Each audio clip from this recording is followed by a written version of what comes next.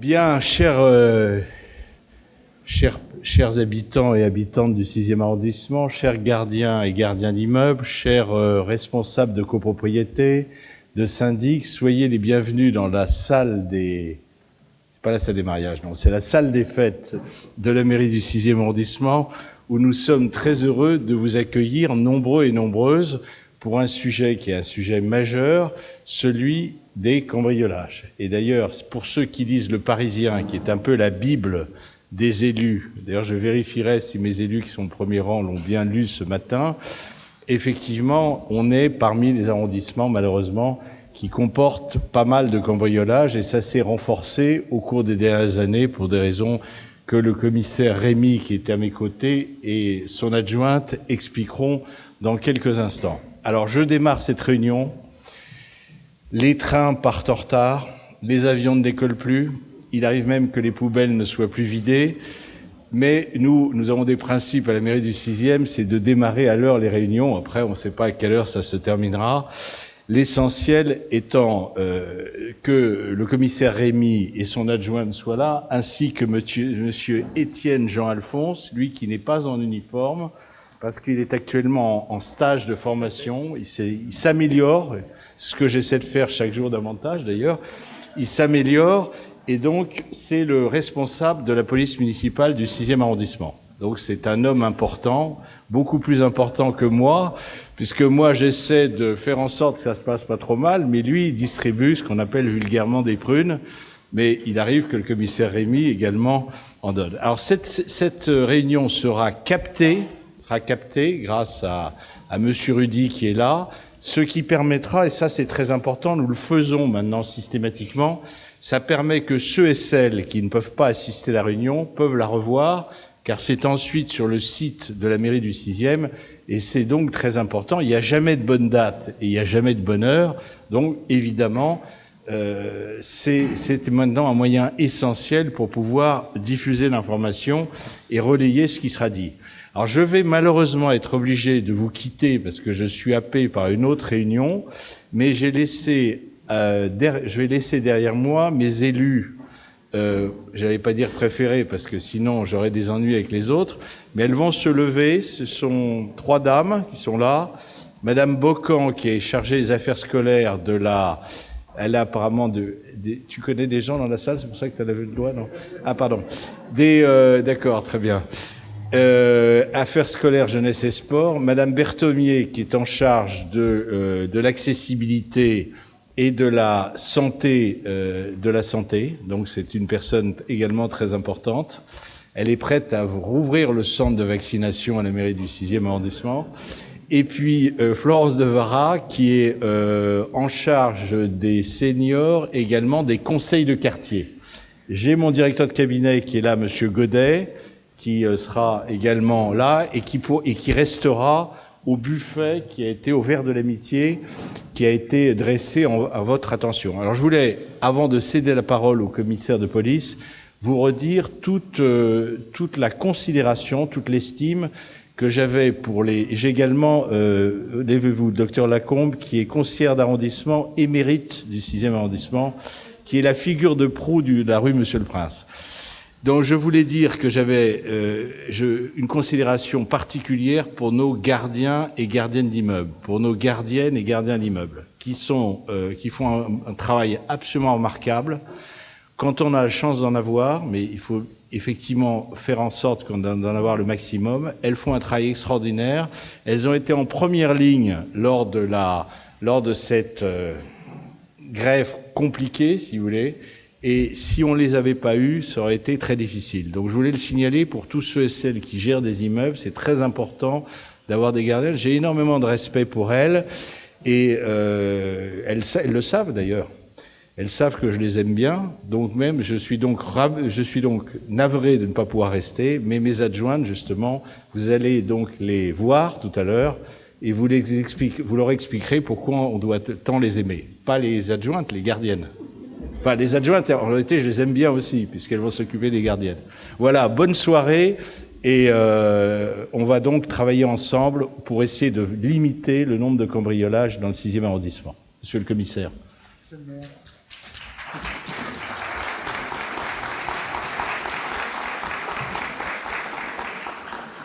Merci, Monsieur le maire, pour ce petit mot introductif. On espère être à la hauteur de l'événement. Et donc, je remarque effectivement pour ce rendez-vous, vous êtes très nombreux et très nombreuses. Donc, je suis particulièrement satisfait de le voir parce que le sujet qu'on va aborder ce soir, comme l'a dit Monsieur le maire dans son propos introductif, est un sujet majeur pour le territoire, donc pour le 6e arrondissement. Donc c'est bien sûr le sujet des cambriolages. Alors, quelques chiffres pour replacer le débat comme il se doit. En 2022, donc 614 cambriolages ont été commis sur l'arrondissement. Quand on fait le ratio, vous voyez que ça fait quasiment 2 par jour. On est sur quelque chose d'assez élevé. Quand on regarde, en fait, finalement, et ça va être un peu l'objet de cette présentation, quand on regarde la manière dont ces cambriolages sont commis, on voit souvent que les auteurs ont une tendance quand même naturelle à aller là où c'est facile, là où il y a peu d'efforts à faire. Donc c'est pour ça que il me paraît important de vous en parler, de vous sensibiliser en fait à ces petits sujets pour pouvoir essayer de progresser collectivement, parce que il y a un gros volet prévention dans cette lutte contre les cambriolages, même si je ne méconnais pas évidemment le rôle de mes agents dans la détection des profils à risque, et également le rôle de mes enquêteurs dans les enquêtes que l'on doit mener suite à des cambriolages qui ont été commis. Mais bon, même si on met tout ça de côté, il faut quand même, si on compare 2022 avec une année de référence, je vais prendre 2019 parce que vous comprendrez que 2020, 2021, du fait du Covid, ça a été un peu tronqué, donc on avait une chute massive des cambriolages de ce fait. Mais si on compare donc 2019 à 2022, on a quand même eu une augmentation de 7,5% des cambriolages sur le territoire, donc ce n'est pas négligeable. Si on regarde le temps long, on voit qu'il y a une tendance quand même à ce que ça augmente.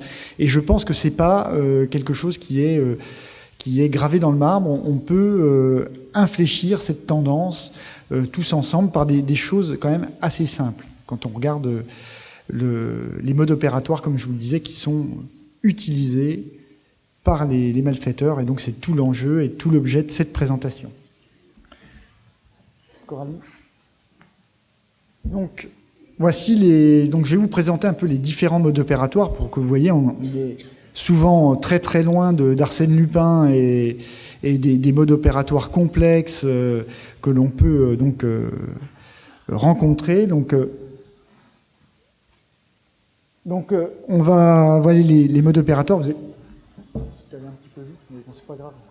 Donc oui, on a donc 3 modes opératoires classiques que l'on retrouve. Donc que vous voyez donc à l'écran, la technique donc du pied de biche, du trou d'homme et donc de la neutralisation de la serrure.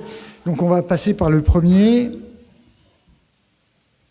Donc comme vous le voyez, alors on parle de pied de biche, mais souvent c'est encore plus simple que ça, hein. C'est du tournevis, c'est des petits outils, c'est des choses que les gens peuvent avoir dans une poche. Donc on n'a pas besoin de quelque chose de vraiment très important. Ce qui importe pour les malfaiteurs pour agir de cette manière, c'est la solidité de votre porte. Et nous, en fait, ce qu'on remarque souvent dans les appartements parisiens, c'est, en dépit des valeurs qu'il peut avoir sur l'arrondissement, c'est la faiblesse en fait des portes. Donc vous voyez, typiquement dans l'image que vous voyez sur la droite, une porte en bois classique, c'est extrêmement simple de l'ouvrir de telle manière. On a peut-être... Oui, on va continuer.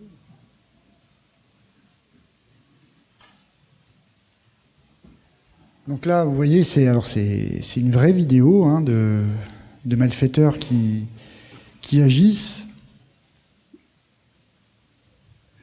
Donc là, au tournevis.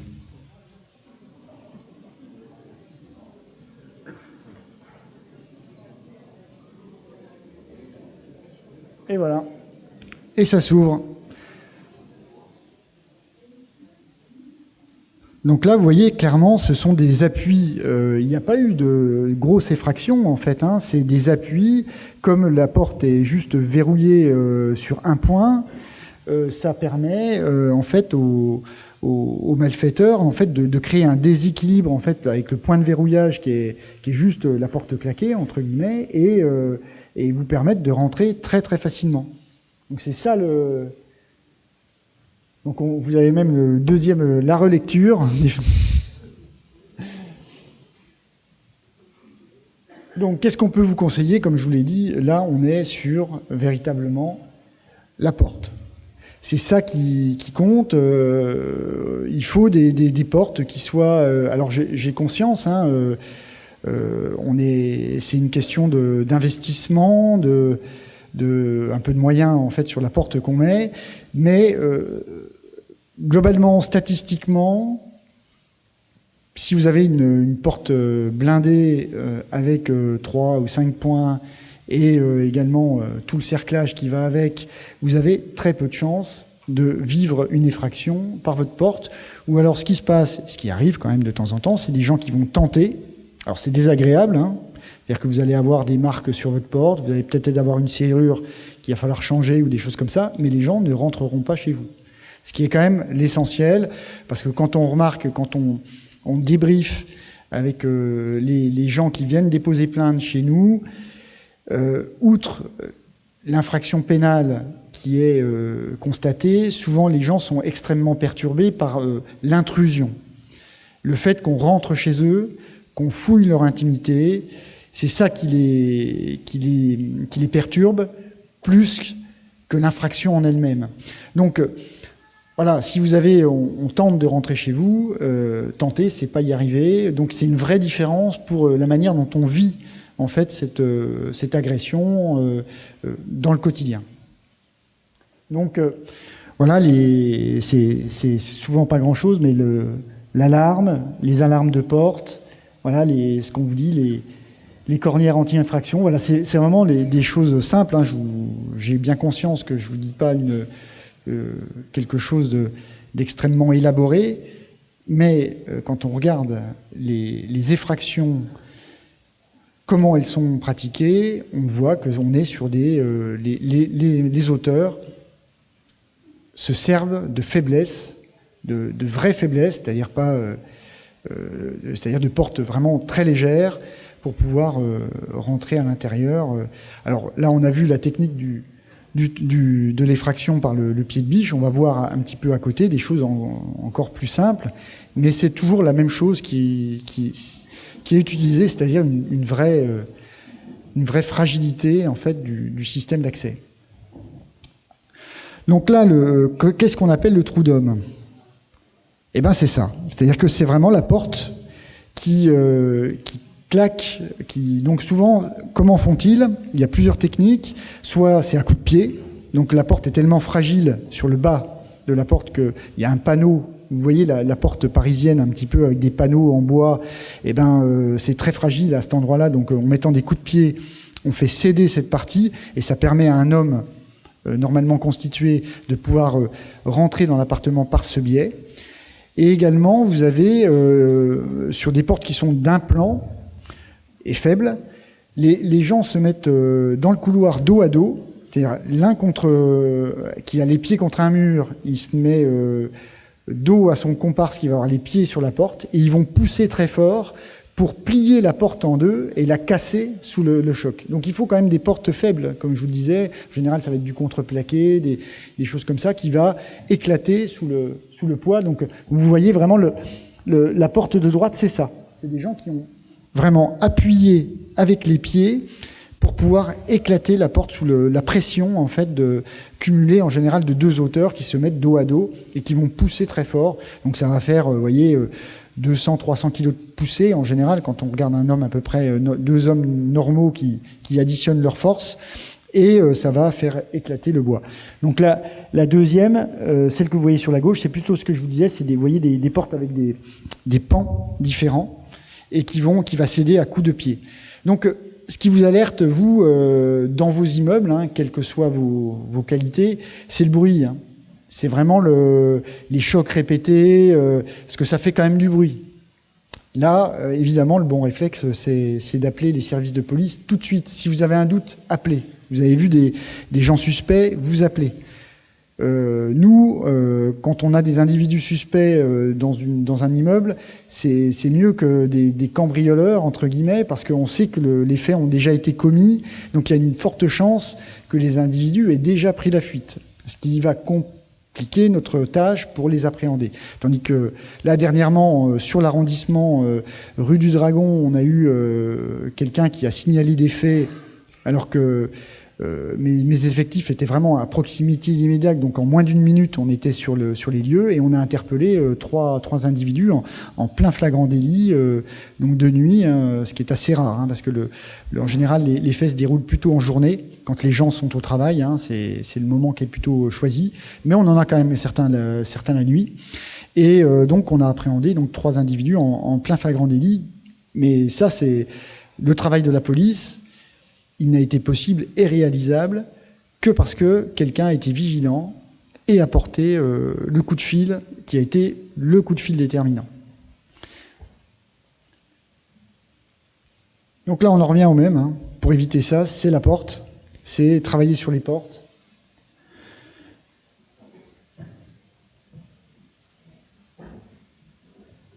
Je ne saurais que vous le dire, essayez si vous avez la possibilité...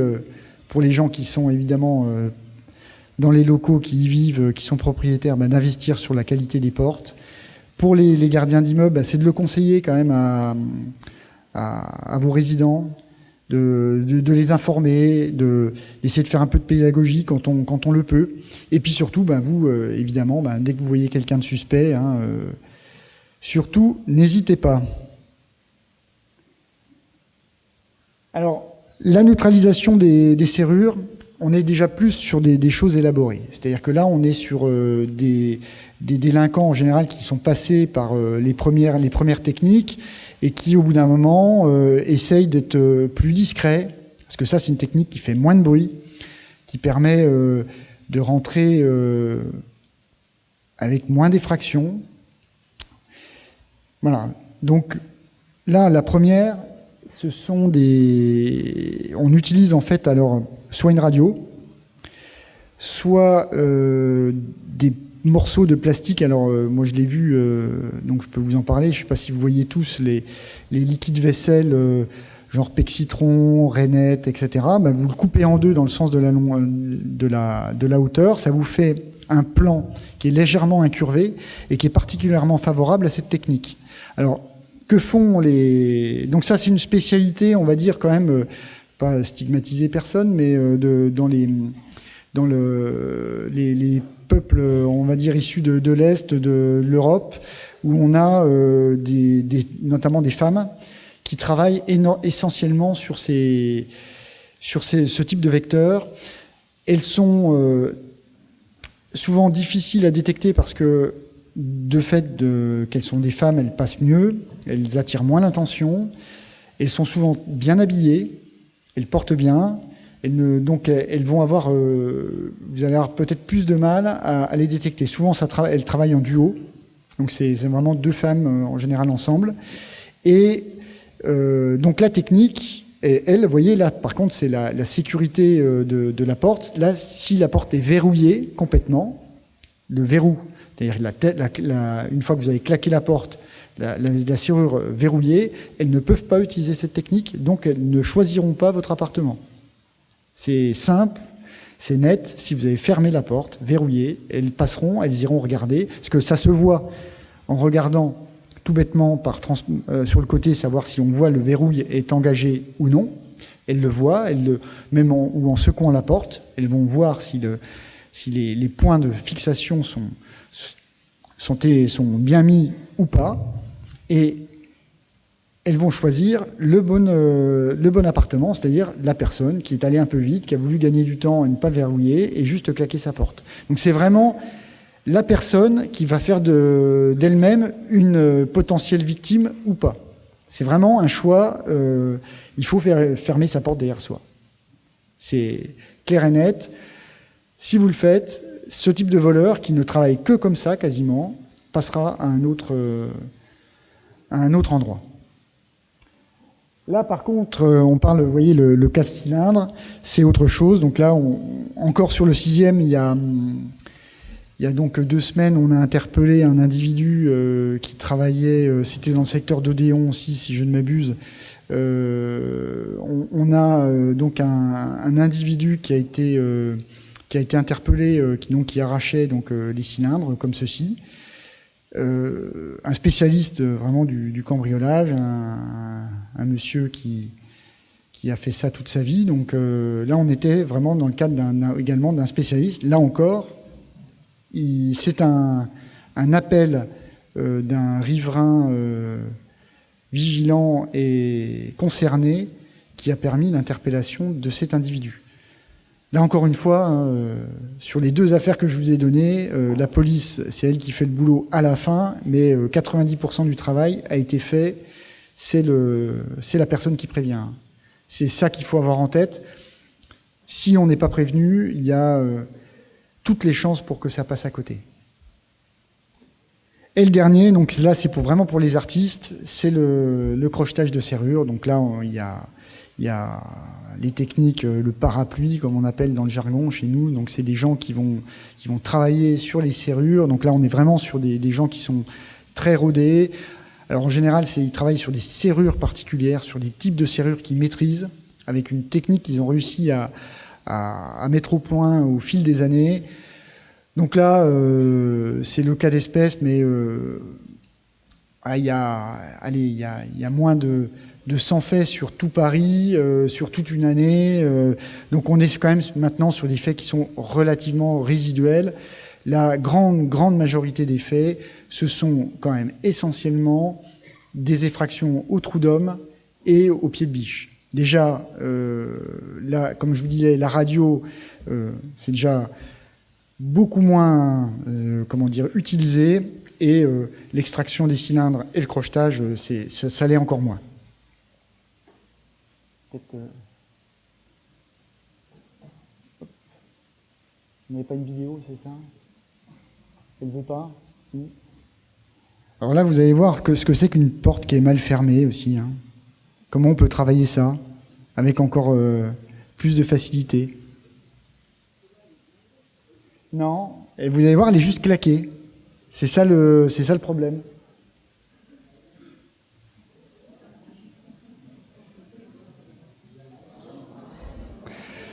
Le déséquilibre, comme je vous l'ai dit, sur le...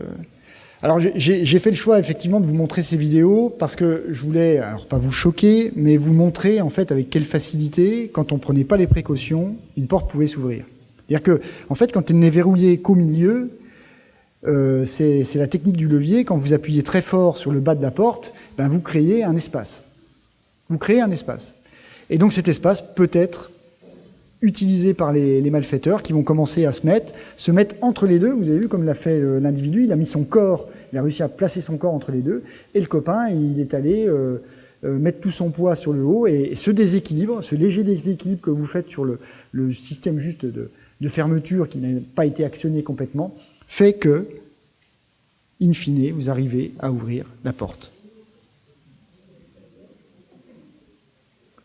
Alors, la porte est peut-être blindée, c'est pas elle est juste claquée, c'est ça le problème. C'est-à-dire que là, vous n'avez pas eu le verrouillage en haut, en bas, et sur les côtés de la porte. C'est ça, en fait, qui fait la grosse différence. Une porte blindée, elle n'est sécurisée que quand vous l'avez verrouillée. Voilà. Alors, qu'est-ce qu'on peut vous conseiller pour éviter tous ces sujets? Donc, bon, je vous l'ai dit, on a parlé des portes, maintenant on parle un peu des serrures. Donc voilà, fermé à double tour, bon, c'est pas le conseil du jour, mais comme je vous le disais, vous avez vu, hein, si ces gens qu'on a vus, qui ont été victimes de cambriolage l'avaient fait, ben, personne ne serait rentré chez eux. Alors, sachez que, je le dis, en dépit du fait qu'effectivement il y ait un petit défaut de sécurité de la part des victimes, il n'en demeure pas moins que moi, dans mes services, ces gens qui viennent déposer plainte sont pris en compte. Normalement, on ne leur fait pas la morale, on leur explique ce qu'il faut faire pour se protéger, mais évidemment, notre rôle, c'est juste de les alerter. Il n'en demeure pas moins que ils ont le droit de ne claquer que leur porte. C'est leur droit le plus absolu. On ne peut pas leur en vouloir pour ça. C'est quand même le fait de malfaiteurs qui les ont cambriolés. Il ne faut pas le négliger. Vous voyez, donc on parlait encore de ces pans de portes non sécurisées. Donc là, c'est vraiment les portes parisiennes qu'on peut retrouver assez fréquemment. Un coup de pied et ça part. Et donc là, c'est suffisant pour qu'un homme assez fin puisse passer. Alors parlons maintenant du dernier sujet, effectivement, où on peut accéder quand même assez facilement dans les appartements. Évidemment, c'est les fenêtres.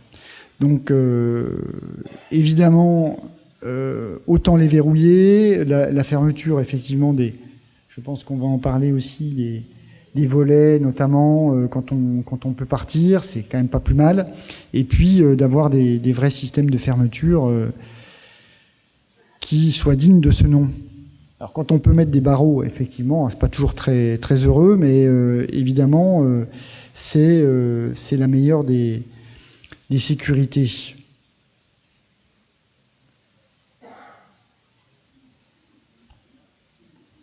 Donc on vous dit beaucoup de choses, hein, c'est beaucoup de systèmes, de petites choses à mettre en place, mais ce sont des choses qui sont efficaces. Le but, personne ne vous dira ici qu'un malfaiteur qui veut rentrer ne pourra pas le faire. Je vous le dis, le malfaiteur de base est quelqu'un de plutôt économe de son énergie, si on veut prendre un euphémisme. Donc, il va aller au plus facile. Donc, si vous êtes armé, si vous avez mis les précautions, il y a de fortes chances qu'il passe à un autre immeuble. Nous, d'ailleurs, on le voit, quand mes effectifs de la brigade anticriminalité souvent prennent en compte des individus qu'on connaît ou qu'on soupçonne pouvoir être des cambrioleurs, et on les voit rentrer dans des immeubles et ressortir, parce qu'ils n'ont pas trouvé ce qu'ils voulaient. Parce qu'ils n'ont pas... peut-être à l'immeuble d'après, ils vont trouver, donc là, on est là pour les cueillir, entre guillemets, mais il y a vraiment une affaire d'opportunité pour eux de prendre l'endroit le plus fragile.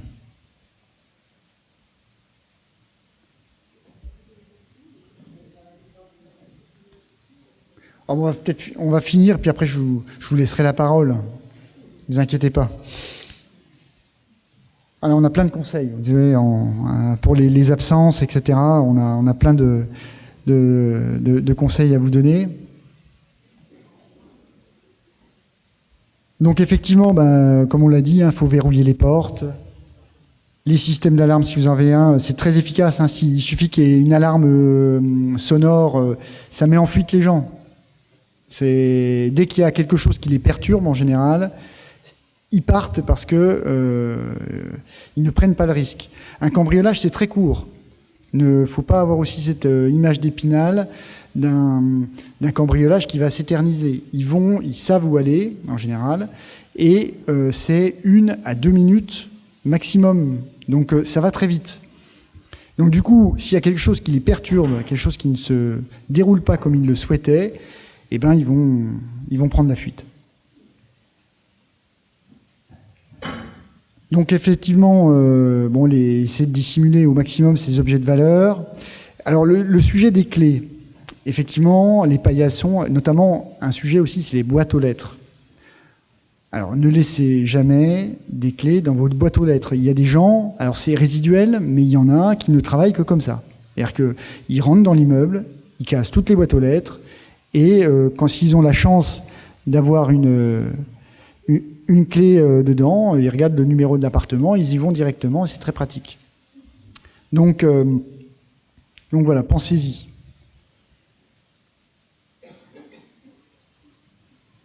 Alors bon, je ne sais pas si beaucoup de gens ici vont être concernés par les réseaux sociaux, mais les gens de la jeune génération ont une tendance à afficher leur vie sur les réseaux sociaux, je pars en vacances, je suis à tel endroit, etc.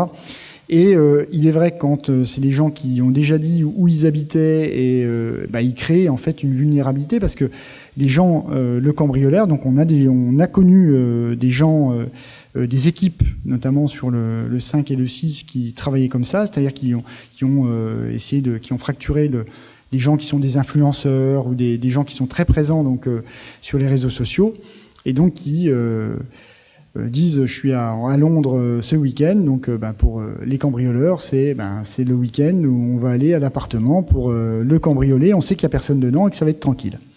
Voilà. Donc c'est vrai que, alors par la domotique, il y a plein de manières. Si on peut créer en fait une illusion de sa présence, c'est pas plus mal. Notamment, alors là on parle de lumière, etc. Mais il y a une chose qui est très simple, c'est le courrier. Alors, on sait qu'il y a de moins en moins de courrier papier dans les boîtes aux lettres, mais une boîte aux lettres qui est très très remplie, pour un cambrioleur, c'est quelqu'un qui n'est pas à son domicile. Voilà. Donc, si vous avez des gens de confiance dans l'immeuble, notamment les gardiens, je pense que ça peut s'organiser facilement, mais évidemment, le courrier doit être ramassé, gardé en attendant le retour des gens pour donner en fait cette illusion qu'il y a des gens qui vivent, qui sont là et pas en vacances ou ailleurs pendant un temps donné, quoi. Et donc on fait un peu la promotion en fait de notre dispositif police, l'opération Tranquillité Vacances, qui est un dispositif que le Major vous présentera peut-être un petit peu plus un peu plus longuement que moi tout à l'heure, avec un autre dispositif aussi qu'on vous propose, mais qui vous permet de vous inscrire auprès des services du commissariat pour qu'on fasse tous les jours en fait des rondes. On passe chez vous, on vérifie que tout va bien, donc c'est une présence qui va quand même quotidiennement s'assurer qu'il n'y ait pas de soucis à votre domicile. Donc voilà.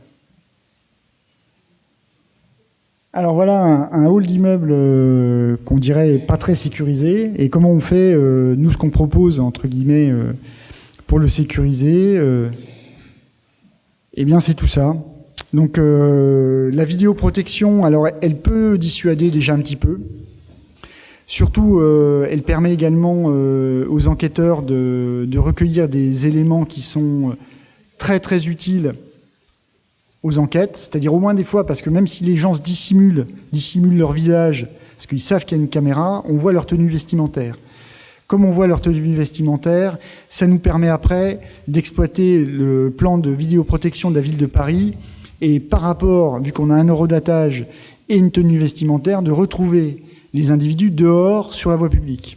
Et ensuite, de les voir éventuellement aller dans le métro, aller dans un autre endroit, prendre un taxi, etc., prendre un véhicule pour pouvoir remonter une plaque, dans le métro, prendre des vidéos de bonne qualité et de pouvoir ensuite, parce que maintenant on a des outils quand même assez performants de reconnaissance faciale, donc de pouvoir les identifier, parce qu'en général, comme vous l'avez peut-être compris, mais le cambriolage, c'est vraiment une affaire de délinquants multirécidivistes.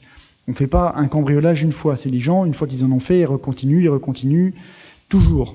Donc c'est quelque chose qui, en général, quand on a un cambrioleur, il est très souvent connu des services de police.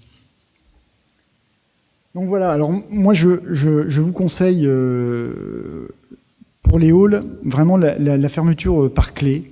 Alors c'est pas très mode, c'est un peu passé de date, mais on s'aperçoit, moi qui fus à la Sûreté de Paris, dans mon précédent poste où on travaillait beaucoup sur la sérialité, les cambrioleurs sériels, c'est que en fait on arrive à pirater en fait les passes vigiques. Donc c'est pas hyper sécurisé. Une clé finalement, c'est encore ce qu'il y a de mieux, parce que une clé a priori quand elle est donnée qu'aux résidents, eh ben c'est quand même plus sécurisant que ces codes finalement qu'on arrive à reproduire sur des cartes blanches. Donc ça, il y a encore eu récemment des affaires qui ont été faites sur ce vecteur-là. Donc voilà, c'est pour moi la bonne chose à faire. Et puis évidemment, les interphones, savoir à qui on ouvre, c'est aussi une précaution de base. Et puis voilà, on vous conseille aussi d'afficher les petits numéros essentiels, c'est-à-dire ceux du commissariat, de montrer que vous faites l'opération tranquillité vacances, etc. Des messages assez clairs que l'immeuble s'intéresse à sa sécurité et est en contact, je dirais, quotidien, en tout cas le montrer qu'il y a un contact réel avec les forces de police.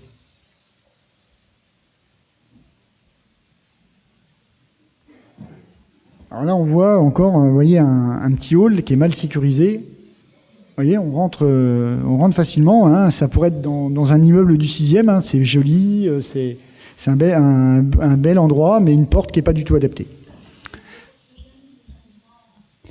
Alors, vous voyez, là probablement qu'il l'a détecté parce que vous avez vu, il a une capuche sur la tête. C'est-à-dire que là, en termes d'identification de visage, on ne voit pas son visage. Mais je vous dis, c'est quand même un élément parce que vous avez vu, il a quand même une tenue vestimentaire qui est hyper caractéristique. Donc ça, c'est quelqu'un qu'on va pouvoir peut-être retrouver sur la voie publique avant, après, pour essayer de reconstituer son chemin.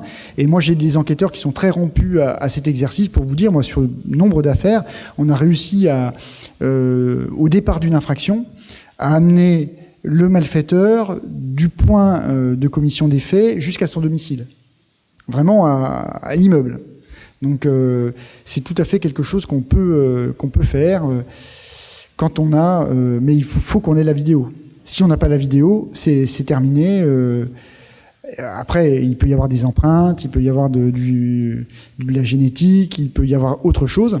Et puis il y a des gens aussi maintenant de plus en plus qui mettent aussi des systèmes de détection avec des caméras à l'intérieur de leur domicile, et ce qui nous est également très précieux. Hein. Il y a beaucoup d'affaires qu'on sort comme ça, parce que comme je vous le dis, on a maintenant des outils très performants de reconnaissance faciale. Une fois qu'on a en gros le triangle du menton aux yeux de l'individu, on peut, grâce à ça, interroger notre fichier par le biais de la photo. On rentre la photo sur notre logiciel et il nous fait des propositions de personnes qui peuvent coller avec le malfaiteur. Et donc ensuite, évidemment, il y a tout un travail de vérification, parce que c'est pas du 100%, mais ça nous a élucidé un nombre considérable de dossiers encore très récemment.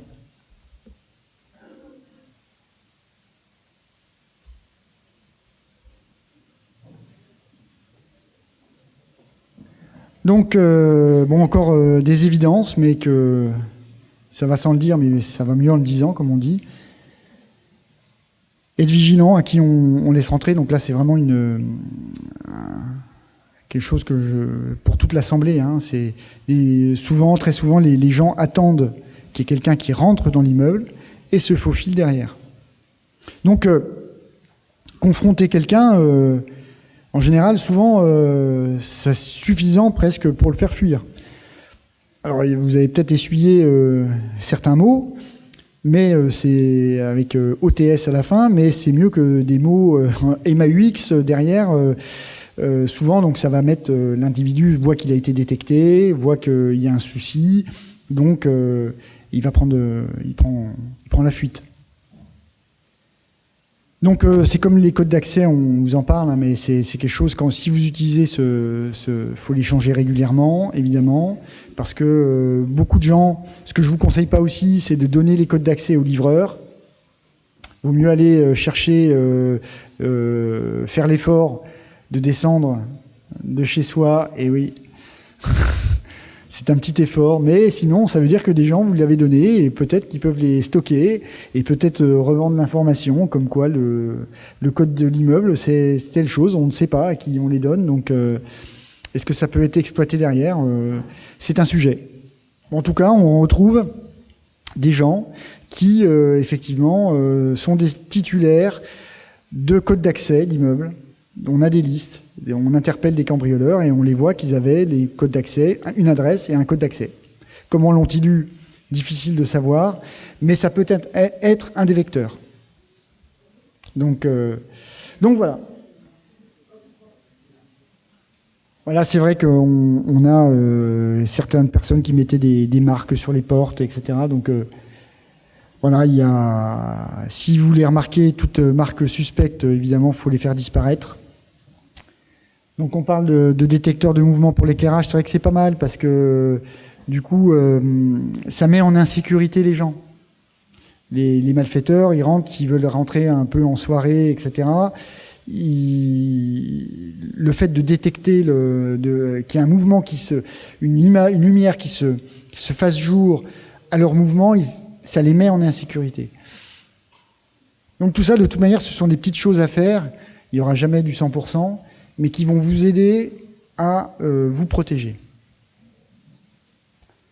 Alors je me permets de faire une petite digression, passer sur les vols à fausse qualité, qui sont un petit peu différents du cambriolage, mais qui ont quand même le point commun de générer en fait déjà beaucoup d'angoisse pour les personnes qui le subissent, mais également ce sont aussi des gens qui pénètrent dans l'immeuble. Ils doivent à un moment ou à un autre rentrer, donc c'est par divers stratagèmes. Et on va essayer de les voir un petit peu ensemble pour voir aussi comment s'en protéger.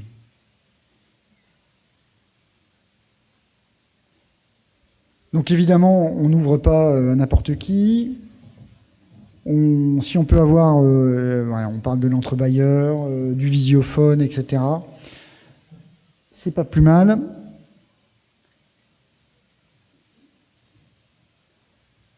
Alors, beaucoup de choses aussi.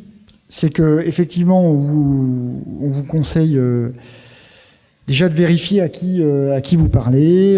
S'il y a des gens qui doivent intervenir chez vous, a priori, vous devez être au courant par votre syndic, par des choses comme ça. Et sinon, de toute manière, vous devez vérifier. Essayez de le faire. Si vous avez évidemment des gardiens d'immeubles, de les appeler pour qu'ils viennent vous assister. Et évidemment, d'essayer au maximum de vérifier les allégations. Alors, on va vous montrer aussi les histoires de cartes professionnelles, parce que souvent, évidemment, les gens qui font des vols à la fausse qualité utilisent des cartes de professionnels, mais souvent, on regarde, elles sont de très mauvaise qualité. C'est rare de voir des cartes professionnelles de bonne qualité. Voici les vraies.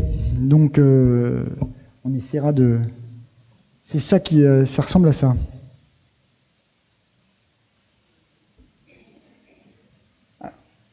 Allez-y. On va vous montrer une petite vidéo qui est, je trouve, très explicite.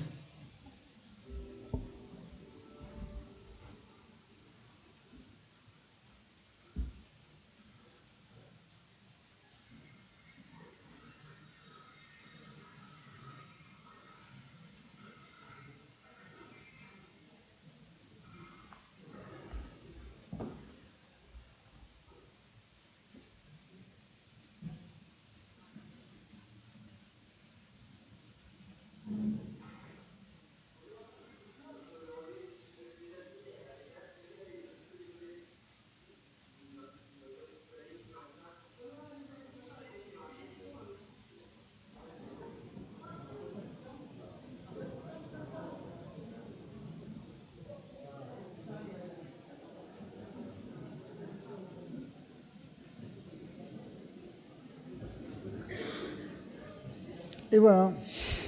C'est simple comme bonjour. Donc, alors bon, évidemment, ça c'est quelque chose de très simple. On a des choses beaucoup plus élaborées, notamment une technique qui est très courue, qui est une technique qui est en 2 temps. Vous avez en général un faux agent des eaux ou plombier, etc., qui se présente au domicile dans un premier temps, et ensuite qui se fait interpeller par un faux policier qui revient en disant voilà, on a interpellé ce monsieur, est-ce que vous avez des valeurs, parce que est-ce que vous n'aurez pas volé des choses, et qui vous fait montrer où vous avez vos valeurs, vos bijoux, votre argent, etc. Et évidemment, pendant que vous faites ça, à un moment il vous demande quelque chose, il distrait votre attention et évidemment il vous déleste de tout ce qui avait de la valeur. Donc ça, voilà, c'est typique Vous verrez jamais un policier tout seul interpeller quelqu'un, c'est vraiment une équipe. Et là aussi, faites-vous assister, si vous avez des gardiens d'immeubles, des choses comme ça, faites-les venir, faites-les qu'il y ait du monde et que on vérifie tout ça, c'est-à-dire qu'il y a un appel au 17 qui soit fait, qu'on vérifie. Voilà.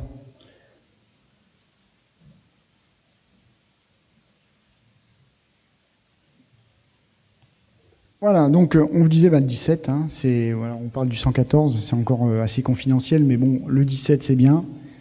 C'est vrai que la tentation c'est de ranger, mais la police technique et scientifique c'est quand même assez performant. Pour vous dire, il y a quand même une très très grosse partie des cambriolages qui est élucidée uniquement par ce biais. C'est-à-dire que nous, on a une grosse police technique et scientifique qui se déplace à chaque fois sur toutes les scènes d'infraction. On essaie de couvrir vraiment à 100% tous les cambriolages. C'est vraiment notre but. Et on n'est pas trop mal là-dessus. Donc, on en a beaucoup qui sont élucidés. Car, comme je vous le disais encore, hein, c'est pas Arsène Lupin. C'est plutôt des jeunes stakhanovistes qui vont faire un maximum de cambriolage. Donc, souvent, ils prennent très peu de précautions.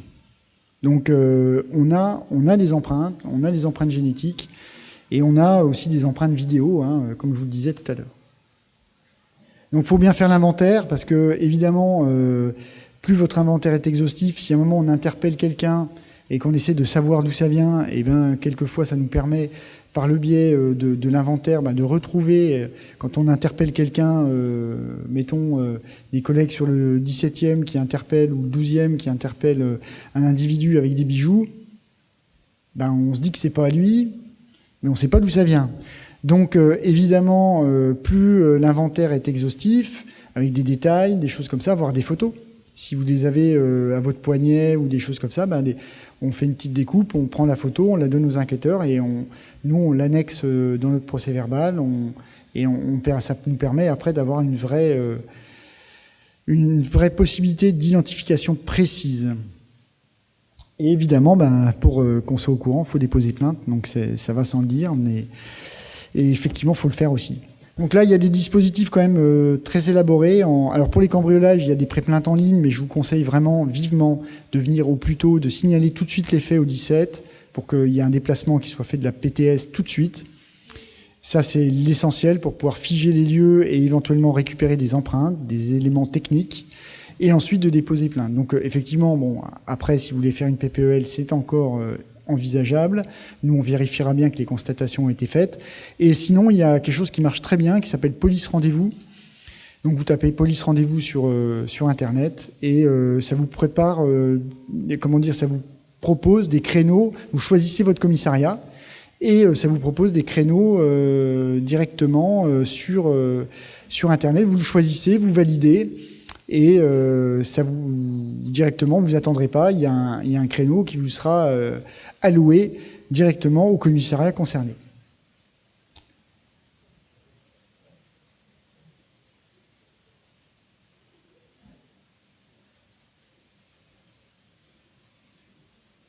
On vous redonne encore plein de conseils, hein. Il va falloir être très attentif. Alors, il n'y aura pas d'interrogation derrière, je vous rassure, mais évidemment, on vous demande quand même, c'est vrai, une vigilance particulière. Alors c'est vrai que quand il y a des entreprises qui interviennent, parce que par essence, souvent, quand une entreprise intervient, ça fragilise les lieux d'accès, parce que vous avez des gens qui sont extérieurs à l'immeuble qui vont intervenir. Donc du coup, là, c'est vraiment spécialement dédié aux gardiens d'immeubles, mais c'est vrai qu'il faut être particulièrement vigilant quand il y a des travaux en cours. Évidemment, on parlait des accès, des codes d'accès, il faut éviter de les communiquer.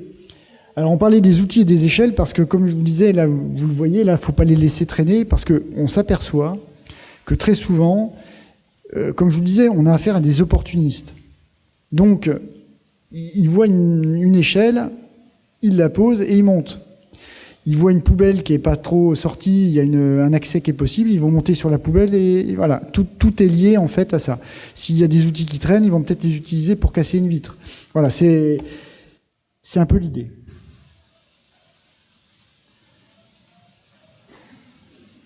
Excusez-moi, monsieur. Mais je vois que vous marquez pour les toitures. Ils peuvent passer aussi par les toits. Ça peut arriver. Ça peut arriver.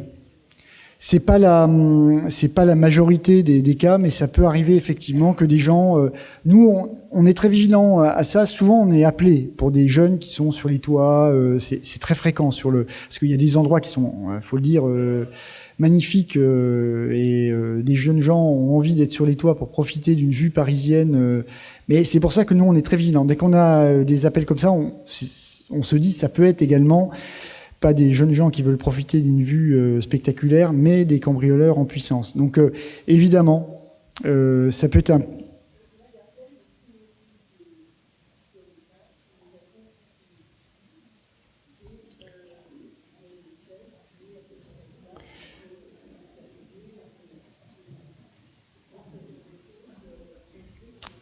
Alors oui...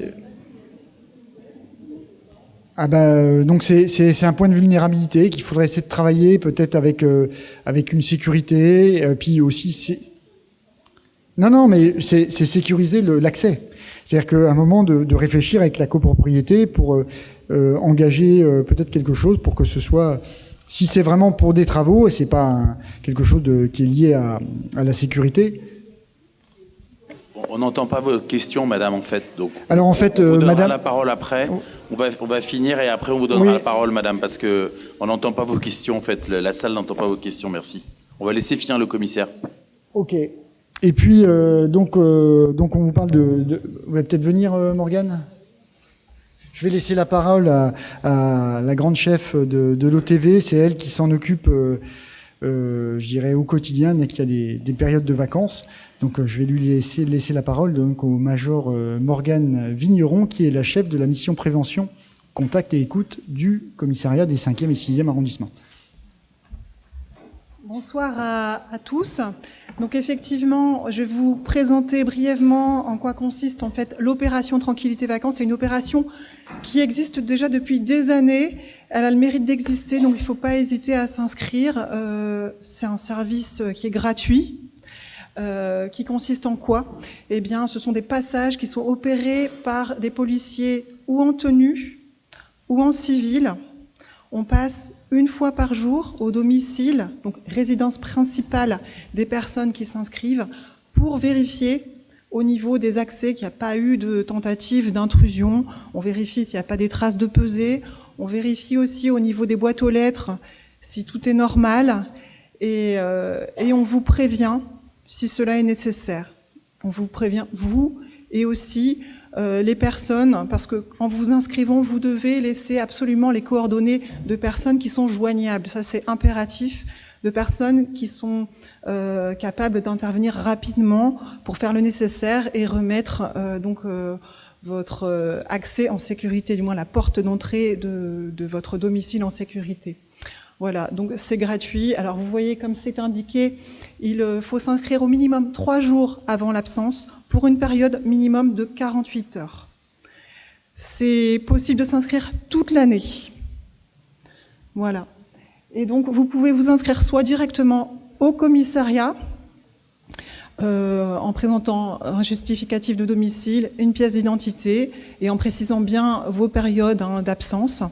Faut savoir que nous ne prenons pas les clés par contre.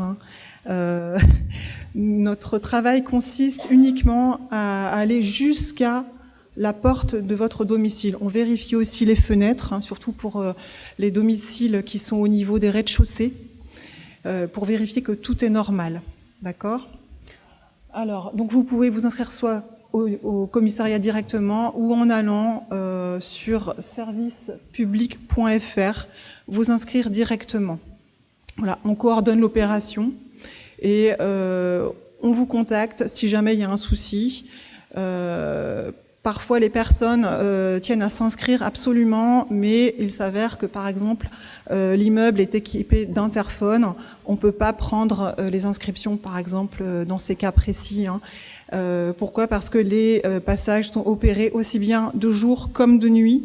Donc, à partir du moment où on est face à une embûche, qu'on ne peut pas entrer dans le hall d'immeuble, dans les parties communes, on est obligé de mettre fin à l'opération. Donc, Si votre immeuble est équipé d'un digicode, il n'y a pas de problème. Par contre, alors on continue. Voilà. Alors, donc l'opération Tranquillité Vacances, vous avez bien compris, c'est pour les particuliers, hein, c'est pas pour les commerçants. Par contre, là, on va vous donner des conseils qui, eux, concernent les professionnels, en l'occurrence les gardiens d'immeubles. Je crois qu'il y a pas mal de gardiens d'immeubles présents ce soir. Donc c'est plus sûr, c'est un dispositif qui vous concerne. Ça consiste en quoi ? Eh bien, vous pouvez vous inscrire sur un site donc, qui est là dédié à la sécurité et à la sûreté. Le but, c'est de recevoir des conseils qui sont adaptés, hein, adaptés à votre profession. Il est question des questions de cambriolage, bien sûr, mais aussi d'autres questions qui sont liées, par exemple, au mode opératoire opéré par la délinquance. Et ce qui est très intéressant, c'est qu'en vous inscrivant, alors pour s'inscrire, il faut un mail, il faut un téléphone portable. Voilà. Et pourquoi je vous dis ça ? Parce que vous pouvez, en vous inscrivant, recevoir des messages d'alerte par SMS, donc vous informant de modes opératoires qui ont été constatés pour que vous puissiez prendre les devants par rapport à ces faits de délinquance qui sont constatés. Donc c'est pas inintéressant, ça, et donc les SMS aussi visent à vous prévenir quand il y a aussi des manifestations. Vous pouvez avoir les trajets de la manifestation, les heures de début, de fin, ce qui n'est pas inintéressant. Voilà, tout un tas de conseils qui sont très précieux et qui sont gratuits.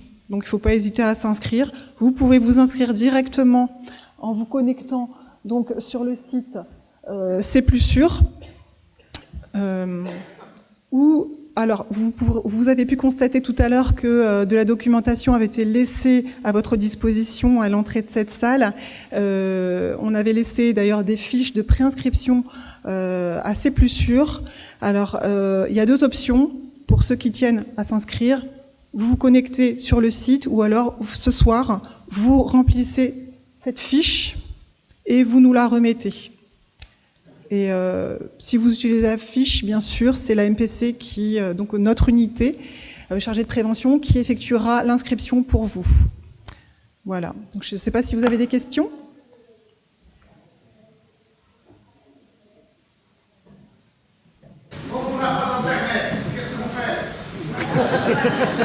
Alors, si vous n'avez pas d'Internet, hélas, c'est impossible de bénéficier des conseils, c'est plus sûr. Voilà. Alors, d'autres questions peut-être ?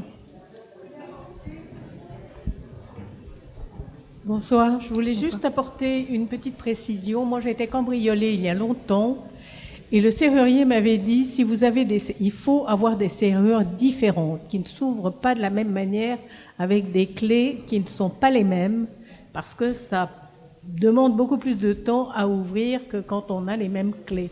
D'ailleurs, auparavant, j'avais une porte blindée avec des clés, pareil aux 2 points de sécurité. Donc maintenant, j'ai des clés différentes et il y a beaucoup moins de trucs. Et d'autre part, moi, dans mon immeuble, comme j'habite en l'air, dès que je vois des trucs sur les paillassons, il y en a de temps en temps des invitations à un certain nombre de trucs, je ramasse tout et je flanque ça au panier. Voilà. Parce que comme ça, on repère qui n'est pas là, facilement. Tout à fait. Vous avez raison, madame. Il faut être vigilant. Enfin, je voulais savoir si vous feriez la même réunion de sécurité sur la circulation et la sécurité dans les rues. Parce que moi, je ne me sens pas en sécurité. À ce moment-là, je vais laisser la parole à monsieur Rémy, monsieur le commissaire. Merci, Morgane. Tout est envisageable, s'il y a vraiment un besoin d'informations sur la circulation, j'entends la demande de madame, mais n'hésitez pas à nous le faire remonter. Je sais que la mairie du 6 a à cœur de tous les sujets de ses résidents, de ses administrés. Nous, on répond à un besoin, c'est-à-dire que c'est quelque chose qu'on a, vous voyez, cette réunion sur les cambriolages, c'est quelque chose qu'on a monté, comme vous voyez, on est invité sur la mairie du 6, c'est quelque chose qu'on a monté en partenariat avec la mairie Donc c'est parce que ce sujet, c'est un sujet qu'on nous a remonté également comme étant un sujet majeur de préoccupation des administrés. Donc on a senti que c'était important pour vous de vous passer cette information. Évidemment, s'il y a un autre sujet, on peut essayer de le traiter de la même manière, mais ça, on verra ça avec la mairie. Oui, alors, monsieur... Bonsoir. Vous avez parlé tout à l'heure de digicode. Dans notre immeuble, il y a un digicode. Par contre, il y a plein de gens qui rentrent avec, je ne sais pas ce qu'ils ont, un pass quelconque, et puis ils mettent des prospectus. Donc, ça ne sert à rien d'avoir un digicode, puisque tout le monde peut rentrer dans l'immeuble. Alors, vous avez un digicode ou un pass Vigic? Oui, allô? C'est un digicode ou un pass Vigic? Enfin, il y a un code. Voilà, il y a un code. Et puis, il y a en même temps... Ah d'accord, ils ont un truc PTT en plus. Voilà, en même temps, il y a plein de gens... Bon, il y a le facteur, bien sûr. Bon, lui, il ne va pas nous cambrioler. Mais il y a plein de gens qui vont rentrer pour mettre des prospectus. Et oui, la poste... Une dizaine qui rentrent, voilà. Donc, n'importe qui peut avoir un pass pour rentrer chez nous. C'est ce que je vous disais tout à l'heure, en fait, un peu en préambule. Effectivement, on a des gens qui arrivent à dupliquer ces passes, et notamment, il y a un vrai sujet avec les prospectus, parce qu'on s'est aperçu dans les enquêtes qu'on a menées, il y a, moi quand j'étais à la Sûreté, que c'était le point de compromission, les gens qui livrent les prospectus. Oui, madame. Bonjour, monsieur. Ma propriétaire a fait faire des travaux chez moi. Nous avons des relations un petit peu litigieuses. Et puis, donc, j'ai dû confier mes clés aux ouvriers de façon à ce qu'ils fassent les travaux, puisque je ne pouvais pas m'opposer aux travaux. Et puis, quelque temps après, parce que je n'ai absolument rien de valeur chez moi, absolument rien. Mais je me suis aperçue que mon appartement avait été fouillé, puisque tous les documents administratifs et juridiques que j'avais planqués, je me suis rendu compte que ça avait été un petit peu changé. Et comme j'avais dû donner mes clés aux ouvriers, donc ils ont eu le temps de faire un double de mes clés, je pense. Je ne sais pas, madame. Je peux juste vous inviter à déposer plainte. Après, une enquête sera faite. Là, vous répondre à brûle pour point sur ce sujet particulier, ça m'est difficile. C'est difficile parce que rien ne m'a été volé. Voilà. Donc, je ne peux pas déposer plainte. Voilà. Si, c'est une tentative d'intrusion. Il y a une tentative de vol. On peut déposer plainte. Bonjour monsieur. Et le cambriolage dans les parkings? Moi je me suis fait désosser ma voiture dans un parking. Oui. Alors effectivement, vous habitez où, madame? Mon parking est les rues de Vaugirard. D'accord. 3e sous-sol. Si vous voyez. Alors c'est un sujet. Elle est désossée complètement. Oui. J'entends. Alors. J'en suis... Effectivement, c'est un sujet également, mais c'est par contre, là, pour le coup, c'est un sujet totalement différent. C'est-à-dire qu'on n'est pas du tout sur le même profil d'individu. On n'est pas du tout sur des gens... c'est des gens qui travaillent, entre guillemets, des délinquants qui travaillent sur un autre secteur. Donc, il y a un sujet sur les parkings également, sur l'arrondissement. Mais c'est vrai que désosser, c'est assez rare. Souvent, on a affaire à des gens qui vont casser pour essayer de prendre des petites choses qui sont dans les voitures. C'est rare qu'on ait un véhicule qui soit complètement désossé, comme vous le disiez, quoi. Ça, c'est plutôt le cas d'espèce. Bonsoir, monsieur. Bonsoir, monsieur. Je voulais vous dire que le 26 décembre dernier, à mon étage, les 3 appartements ont été cambriolés. Et donc, dans l'espace, par exemple, de 16h à 19h. Et là, à 19h, quand je suis montée, que j'ai vu les appartements ouverts, Je me suis dit, mais enfin, dans l'affolement, il a fallu bien évidemment que j'ai appelé la police, mais j'ai aussi ensuite dû me préoccuper des serrures à faire fermer pour la nuit. Et pour des raisons diverses, j'étais responsable un peu de ces 3 appartements. Et donc, en appelant les serruriers, on n'a pas, dans l'émotion, je ne me suis pas souvenu qu'il fallait appeler un serrurier de l'assurance, bien évidemment. Ah, oui. J'ai donc appelé les serruriers. Ce soir-là, d'ailleurs, j'avais demandé à la police qui a fini par me donner un numéro de téléphone, mais réellement, ensuite, ça s'est avéré que c'était des serruriers, en fait, qui ont été escroqués, parce que j'en avais pour plus de 8 000 € pour les 3 serrures. Voilà. Alors, nous, en fait, on a... Oui. Et avec une partie en espèces. Voilà. Alors, non, effectivement, voilà. Ceci étant, ensuite, il a fallu une serrure, le lendemain n'a pas fonctionné, il a fallu recommencer une autre serrure. Et là, de nouveau dans l'affolement, j'ai pris le numéro de téléphone des publicités soi-disant spécialisées mairie de Paris, ou mairie du 6e. Et là aussi, je crois que j'ai eu affaire, je n'ai pas donné suite, mais de nouveau à un petit souci d'honnêteté. Alors, le sujet, c'est les serruriers.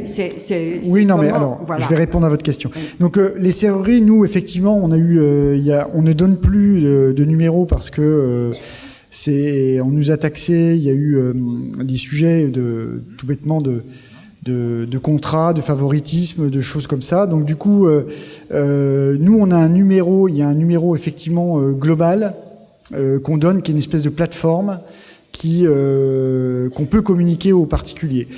En revanche, la meilleure chose à faire, comme vous l'avez dit, c'est l'assurance. Une fois que l'assurance vous l'avez contacté, eux, ils vous mettent tout de suite en marche leur système et ils contactent le serrurier qui va marcher avec eux. Donc là, du coup, vous aurez un tarif qui sera normal.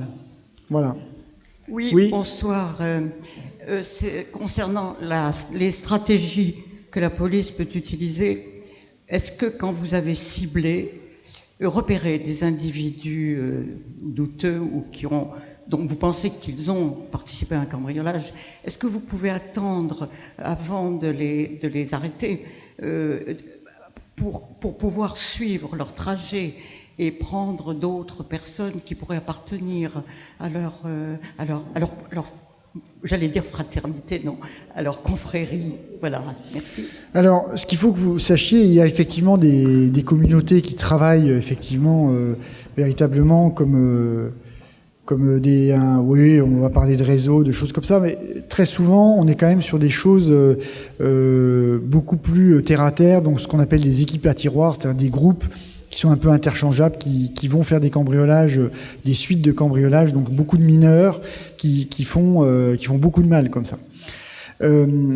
Nous, on peut suivre des gens, on fait beaucoup quand on le disait, alors c'est moins le travail du 5-6 que des services plus spécialisés, comme je vous parlais de la sûreté avant, c'est-à-dire de faire des rapprochements et donc d'essayer de les suivre, de reconstituer leur parcours criminel et de faire des affaires avec 10, 20, 30, de leur imputer voilà, des dizaines de cambriolages. Ça, c'est possible, on le fait. C'est pas forcément toujours évident, mais la police a les moyens de le faire et on le fait quand même assez fréquemment. Oui. Moi, je voudrais poser une question. Oui, tout à l'heure, vous avez dit on les connaît, sont des multirécidivistes, etc., etc. Mais eux, ils risquent quoi? Ils ressortent tout de suite. Alors, un cambriolage, donc vol par effraction, c'est 5 ans d'emprisonnement. Ah ben ils font pas 5 ans, vous connaissez la loi, c'est 5 ans, c'est le maximum. Donc souvent quand vous avez affaire à des mineurs, l'incarcération est plus que c'est même quasiment inenvisageable. Donc du coup, c'est surtout cette population là qui est très difficile à neutraliser. Non, heureusement, c'est heureusement qu'on n'est pas découragé. Oui, bonsoir. Moi, je voudrais faire part de mon expérience récente. Nos bureaux ont été cambriolés le jour de Noël. Et entre autres, il y a eu un iPad qui a localisé de façon extrêmement précise l'iPad 1h30 après l'effraction, puisqu'il y a eu un bruit dans l'immeuble, ça a été donc parfaitement. Et nous avons appelé le 17, la police scientifique est venue, je suis venu au commissariat à Saint-Sulpice, je l'ai signalé, et rien ne s'est passé. Alors que quand on voyait sur Internet l'adresse, c'était un petit pavillon de banlieue dans le 93, et rien n'a bougé. Il n'y a eu absolument aucune suite. C'est-à-dire que je crois que c'est très important de se protéger, effectivement, parce que s'il arrive des choses, on essaye, et je pense que tout le monde, on essaye de faire des tas de choses, mais il y a des petits grains de sable qui font que, en fait, pour quelques affaires, quelques matériels, il ne se passe pas grand-chose. Je pense que c'est peut-être un des gros problèmes, c'est que même avec toutes les informations, il ne se passe pas grand-chose. Alors là, clairement, c'est un dysfonctionnement majeur du dispositif, parce que pour l'avoir vécu, ça, on le vit très régulièrement. On a fait une des plus belles affaires qu'on ait faites d'ailleurs récemment. Alors c'était pas sur un cambriolage, mais c'était sur un vol à la tire. Ce sont un couple de touristes qui avaient un iPad, également pareil que vous, qui a borné donc dans un appartement du 18e. On y est allé, on a interpellé les individus, etc., etc. Donc c'est quelque chose qu'on fait. Alors je sais pas pourquoi ça ne s'est pas fait sur le coup là, mais c'est ce moi je demande. Et c'est ce qu'on doit faire dans le cas d'espèces, parce que là il y avait à donner l'information à nos collègues du 93 pour qu'ils aillent interpeller directement à l'adresse, et c'était réglé.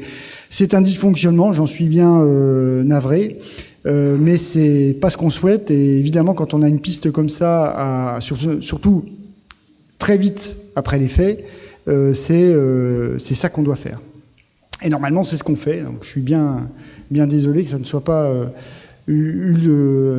été suivi des faits dans votre cas.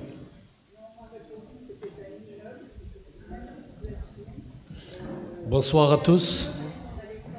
Nous, on l'a fait, hein, je vous dis, on l'a fait sur le 18, en plus dans le 18e, vous voyez. Donc, non, tout est envisageable. Hein. Donc, non, c'est... Moi, alors peut-être qu'on me dit que les trucs ont marché, hein, qu'il y a des choses sur lesquelles je ne suis pas au courant, mais en tout cas, il faut nous les signaler, et puis nous, on essaiera de faire le maximum pour les repérer directement.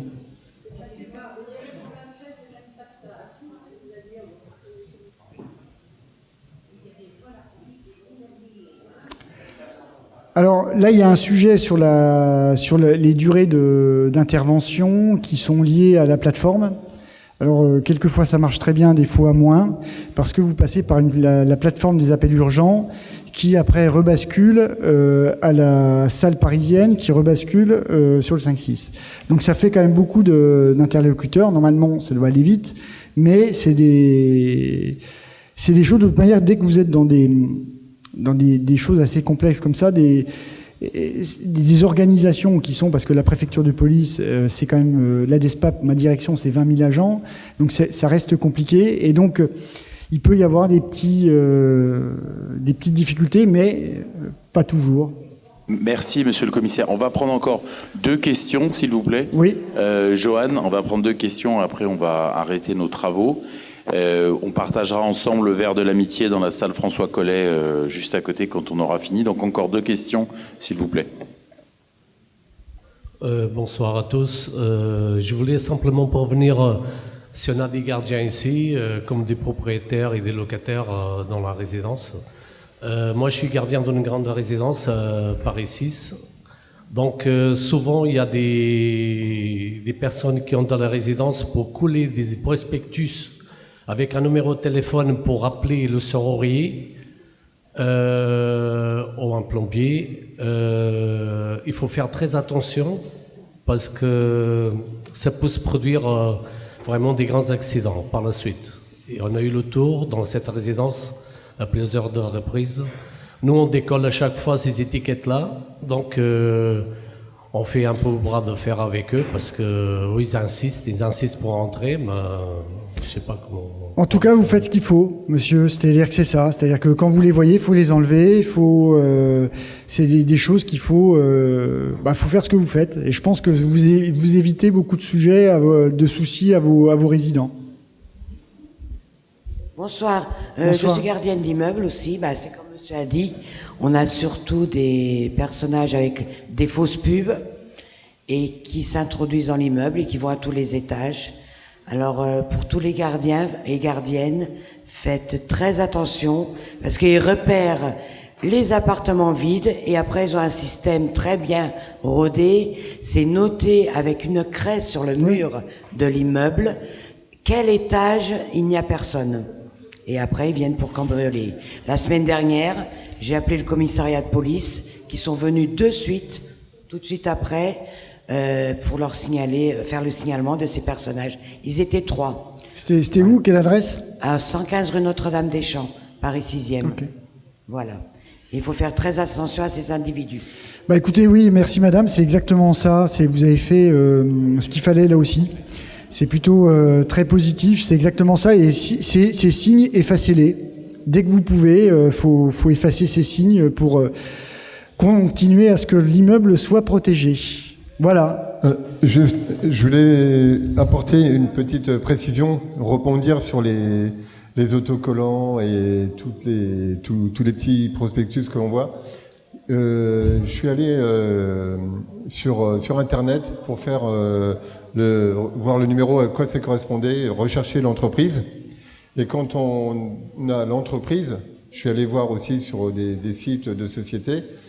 C'est même carrément des sociétés qui ont déposé le bilan. Elles n'existent même plus.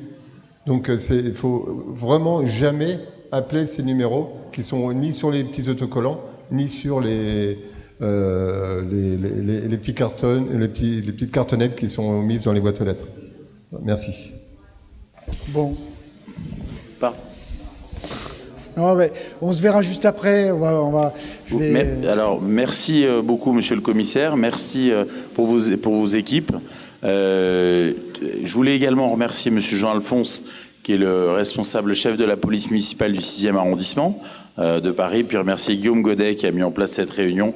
On voit le monde et le nombre de personnes présentes, donc c'est évidemment un sujet extrêmement important. 2 petites choses avant de partager ensemble le verre de l'amitié. Premièrement, la sécurité des habitants du 6e est vraiment l'affaire de Jean-Pierre Lecoq, du maire, et de moi-même, son adjoint à la sécurité quotidienne, de monsieur Rémy, alors il peut y avoir des cas qui sont pas forcément toujours très bien traités, mais sachez qu'on est en contact quotidien et que vraiment les effectifs de la police nationale et la police municipale font beaucoup de choses pour vous et qu'elles essayent de travailler dans des circonstances qui sont pas forcément faciles.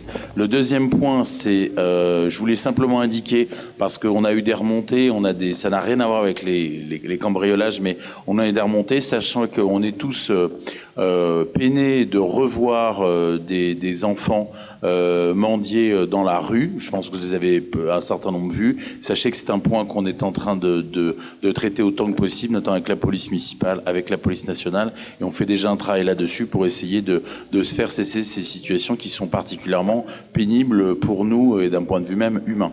Et puis sachez aussi que si la dame est partie, mais si vous souhaitez qu'on mette en place une autre réunion plus axée circulation ou on va dire code de la route, pourquoi pas, on verra ça avec Guillaume Godet, on est évidemment à votre disposition. Voilà, merci beaucoup. Je vous souhaite une bonne soirée. On passe à côté, on s'accorde quelques verres. Merci.